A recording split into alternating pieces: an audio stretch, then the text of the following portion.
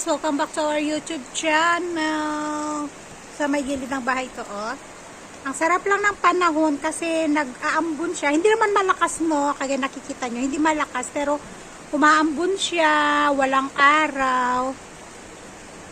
Hindi siya mainit. Kaya ang sarap. Nakahiga lang ako dito sa may sofa. Kasi nga medyo masakit ang tiyan ko, masakit ang balakang, alam nyo na. Kaya pahinga-pahinga ako dito sa bahay, pero mamaya, ngayon yung schedule ko sa aking prenatal check-up. So pupunta kami doon, antayin ko lang na makauwi si Asher at baka maisama namin si Asher, pero kung hindi, iiwanan namin siya dito. Dito na lang muna siya sa bahay. Pupuntahan na lang siya ni Amat saka yung si Sadie.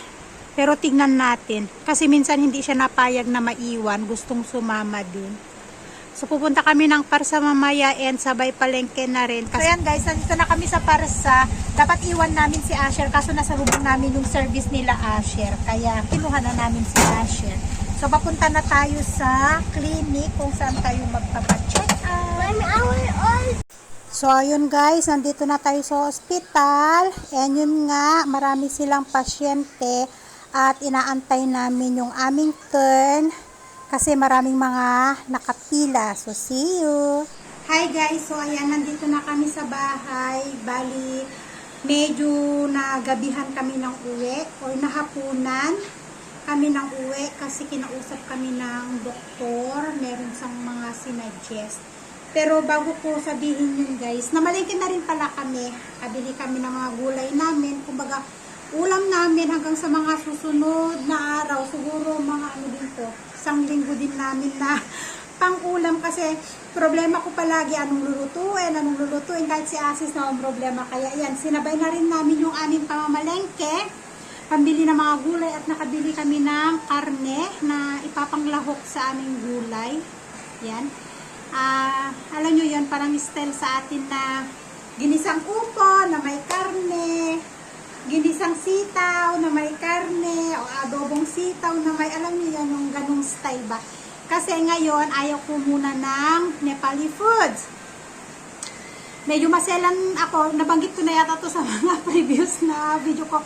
Medyo maselan ako sa mga seasonings ng Nepali. Ayaw ko ng Nepali foods. Kaya madalas ang inuulam namin dito ay Filipino style talaga. Yung ginisa na may asin lang, walang turmeric, walang mga masala, ganun ba. O di kaya sinigang, o di kaya tinola, ganyan. Yung inuulam namin dito.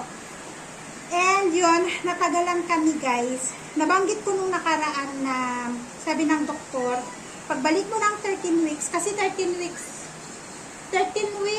1 day, yung lumabas, sinuggest din niya na i-ultrasound, instead na pakikinggan yung heartbeat para mapakinggan yung heartbeat ng bata, sabi niya ultrasound na lang daw, para makita din yung bata, kung kumusta yung bata sa loob ba. Tapos, kinumusta din niya ako, sabi ko, nitong mga nagdaan, sabi ko okay na ako, much better na yung nararamdaman ko kaysa noon talaga na talagang hirap na hirap ako na sabi niya okay, sabi niya pakikinggan yung heartbeat ng bata. Napakinggan na namin yung heartbeat ng bata and so far normal naman guys. Nakalagay naman doon, wala silang nakikita na anumang anomalies yung baby. Abnormalities bang tawag doon or anomalies, basta ganun, wala silang nakikita. Yun.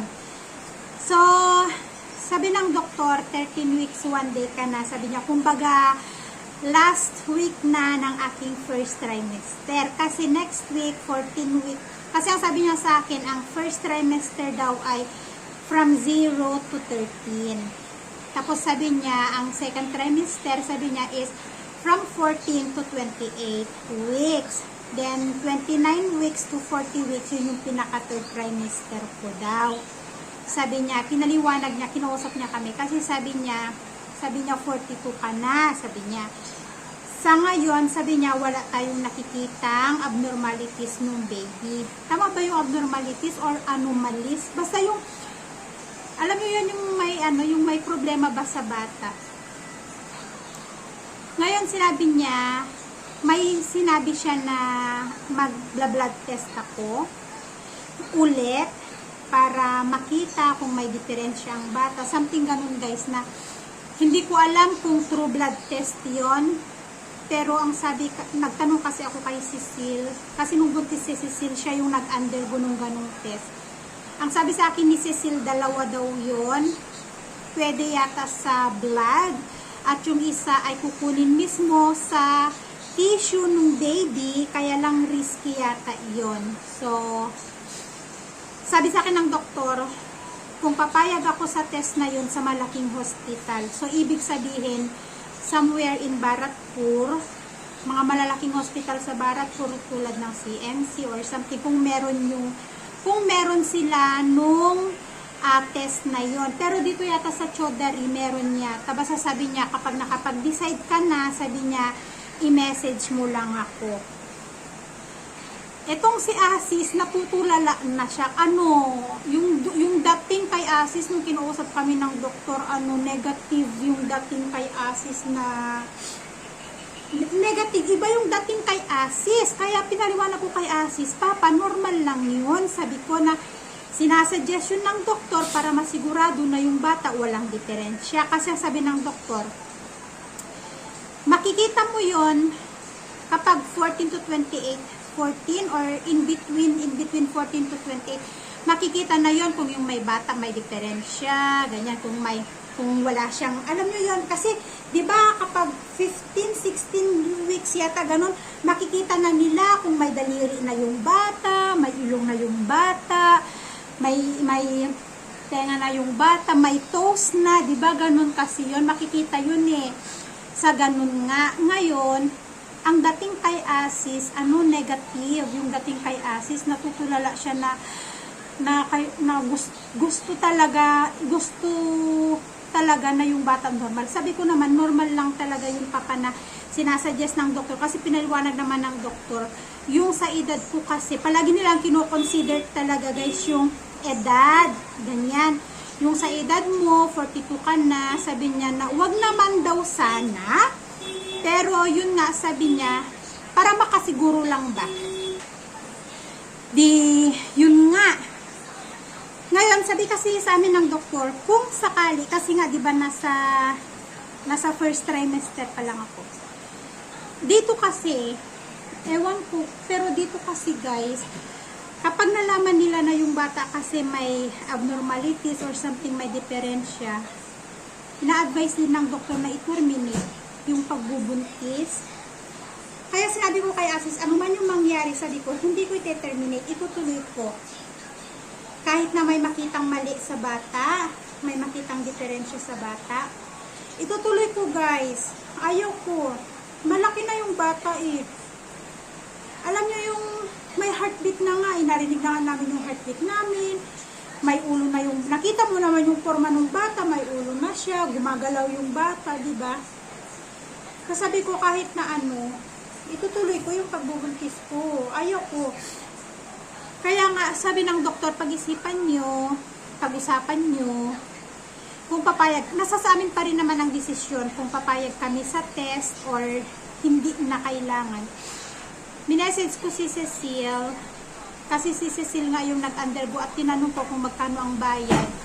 At yun nga, sabi niya, yung pinuntahan namin ate, sabi niya, naka-discount kasi kamag-anak nila yung doktor. Nasa 10,000 plus daw. Naka-discount, 10,000 plus, naka-discount sila doon kasi kamag-anak nila yung doktor. Mahal pala talaga yun. Kasi, we need. Kasi sinabihan si Asis na mahal. Pero pag-uusapan namin ni Asis, kung itutuloy namin, kasi sabi ko nga kanina kay Cecil, kahit naman 42 ako, pero yung, di ba, yung pakiramdam mo na normal naman yung magiging bata. Normal ang pakiramdam ko talaga na may no-normal ko ang bata. May normal siya na lalaki sa loob ng tiyan ko. Kailangan ko lang mag-ingat, kailangan ko lang yung, alam nyo yun nga, yung basta kailangan ko lang mag-ingat na safety ang bata sa loob para, alam nyo yun, Pero malakas naman yung pakiramdam ko kasi unang-una wala naman kaming history na ewan.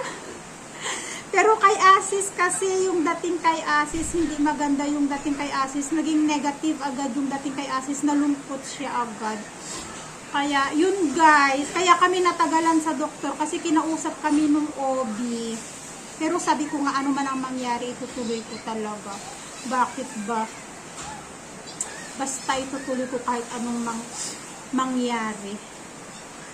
Kaya pag-iisipan namin kung mag-undergo pa ako ng test or hindi na. Kasi sabi naman sa amin ng OB, magdesisyon kami kung papayag kami o hindi, okay lang naman.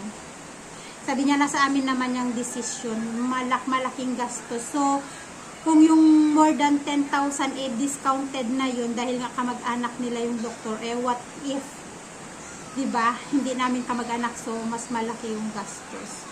So mag-uusap kami nito, tamang-tama, dumating naman na siya, basang-basa kasi naulan nga siya guys. So, ayun yung nangyari, and okay naman, binigyan na ako ng, yung binigay pala sa akin ng doktor, may injection pala ako sa pa-injection ako sa October 10, bali kinausap ni Asis yung OB na, yung sa injection, sa center na lang, sabi niya, okay naman, pareho lang din naman, sabi niya.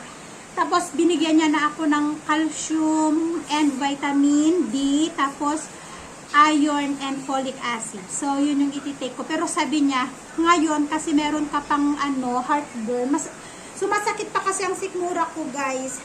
Although, hindi naman na siya yung masakit na masakit talaga, hindi kagaya noon. Ngayon naman kasi kaya ko naman nang i-handle yung sakit ba. Pero sabi niya, antayin ko muna naman na matanggal yung sakit ng sikmura ko bago ako mag-take nun. Kasi sabi niya, mas lalong sasakit ang sikmura mo kapag nag-take ka nito na umaano pa. Kasi hindi niya ako mabigyan ng gamot na pang-gastric na kasi hindi safe para sa baby. Mabait yung doktor kasi alam mo yun, na-explain niya maigi kung ano yung nag-a-advise siya ng maigi. At saka, yun nga, sabi niya, pag-usapan nyo, tapos mag-desisyon kayo. Sa amin pa rin naman, yung desisyon kung magpapa-test ako nga, yung sinasabi niya, or hindi na. Pero buo talaga yung loob ko na kahit na anong mangyari. Hindi, ayok ko nung nila dito na, na kapag may defect, ganun tatanggalin. Hindi talaga. Yun din ang sabi ko kay Asis, hindi ako papayag sa ganun. So, yun guys, yun yung update ko sa inyo. So far, healthy si baby sa loob. Normal siya, walang problema. 13 weeks, 1 day na ako. Last week na ng aking first trimester. And next week, magse-second trimester na ako. And yun, magiging okay na yung pakiramdam ko. Dito nakaraan kasi medyo sakit-sakit ang tiyan, sakit ang balakang, alam niyo na.